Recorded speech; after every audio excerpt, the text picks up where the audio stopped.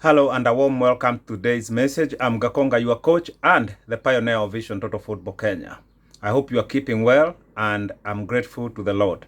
I'm also doing well, although the climate in London right now is a bit rainy and a bit cold in a way, although it's supposed to be sunny. But with London, the weather is always unpredictable. Therefore, that's not a big story for us to talk about today. Today, I'm here to talk about our Kenyan football once again.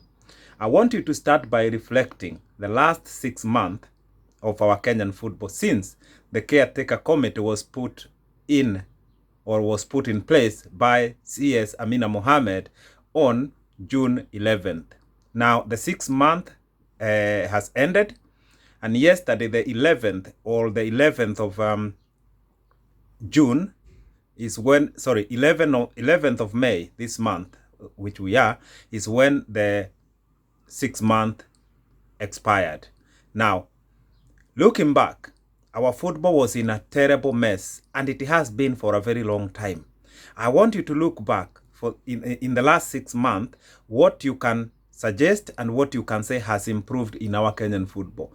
And what hope have you got now that you did not have before? And that hope must have been planted by the caretaker committee and the work that it has done. I want you to rate the caretaker committee, say what it has done, and think whether our football has actually undergone a revolution. Because as we keep saying, truth will stand the test of time. And nothing short of a revolution that is going to change the Kenyan football. Now, I hope you will agree with me because we have seen it all. We have seen the mess. We have seen the rot within the federation and the Kenyan football. And now we have seen the caretaker committee come in and the kind of change that was expected by many Kenyans. But to be honest with you and to be truth to myself, the change that has happened is not there to be seen, is not much. There are a few areas, 1 or 2 amendments in FKF constitution that the caretaker committee recommended for amendment. And also, the caretaker committee took the electoral code for FKF, the rules that they use during FKF elections. It is called electoral code. So they have taken that and added it to the FKF constitution. Therefore, FKF constitution was about 46 pages ago before November this year. Now, with the electoral code being added to it, it is now 76 page of FKF constitution. Other than that, the caretaker committee has recommended that the schools sports association be added, and the primary schools sports association, Kenya Secondary Schools Sports Association, and the colleges and university sports association to be added as members of FKF. I want to ask you this question. The amendments and the few areas that I have already mentioned, are they actually the areas that were causing mess in our Kenyan football? Is the rot in our Kenyan football originating from those areas I have mentioned? And even give the caretaker committee the benefit of the doubt that there are a few other areas to be changed in FKF constitution. That was not the main problem. Yes, FKF constitution has a lot of mess. FKF electoral code, I have gone through it. It is really messy in a way that it actually violates Constitution 2010 and even other international articles, even FIFA statute, even human rights, statutes are violated in this FKF constitution and FKF electoral code. Now, the caretaker committee did not mention all of that, and I'm asking myself, these 6 months, I want to give the caretaker committee the benefit of the doubt. I really was looking forward to see a football revolution in Kenya because issues are known. Kenyans know all the issues that are wrong with our Kenyan football. What Kenyans are expecting to hear is how they are going to be addressed, how the solutions will be put forward. I want you to ask you these questions. How does the economy of football in Kenya affected by FKF constitution? None. FKF constitution has its own mess, but the mess in Kenyan football is not entirely as a result of FKF constitution. How will the development of football, women football in Kenya, affected by the constitution of FKF. How is the Kenyan football economy, affected by FKF constitution? That's why it is not growing. Development of youth football, embezzlement of money, misappropriation of government money and FIFA money.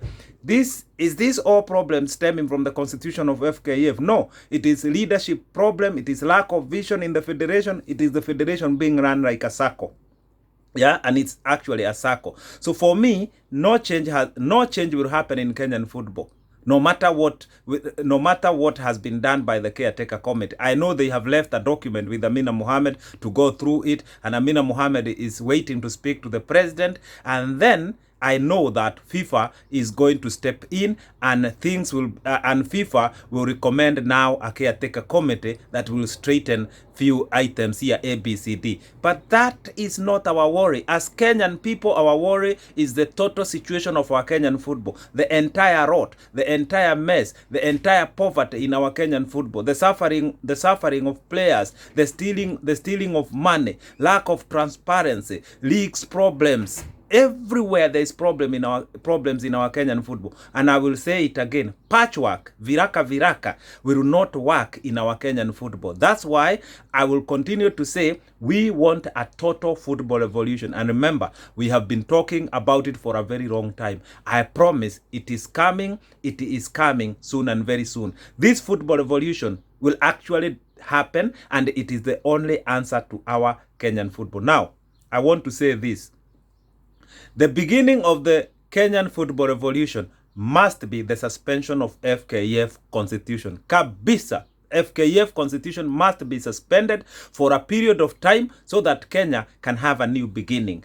And then all the areas that are wrong are going to be addressed and straightened by the government through government intervention. Whether FIFA call it interference, third-party interference, that's the language of FIFA. As far as we are concerned, positive intervention is very critical now from the government and for our Kenyan football. It is critical because it is only the government of Kenya that has the capacity and the will and the love of our Kenyan football to straighten it, because the government is doing it for its people. We, the people, as we are defined by the Constitution of Kenya 2010. Now, suspension of FKF constitution is a must, and then we have a new slate to begin with.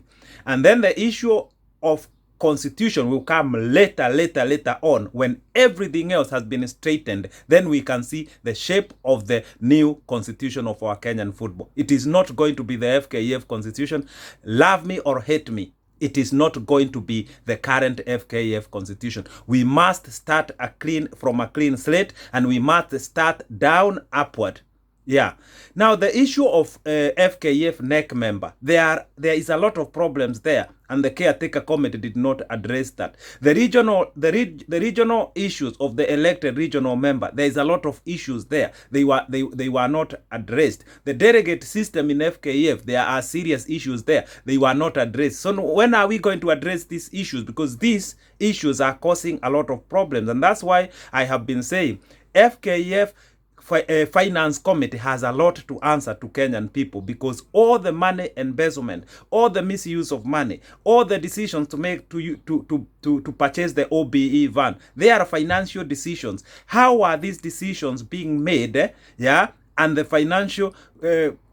the finance committee just approving all these decisions to sack the coaches in the past. The two coaches that costed the country 168 million. These are called financial decisions. How are they made while the financial committee of FKF was still there in place? What this tells you, there are serious issues within FKF committees, and that goes down to how these committees are put in place by the panel that puts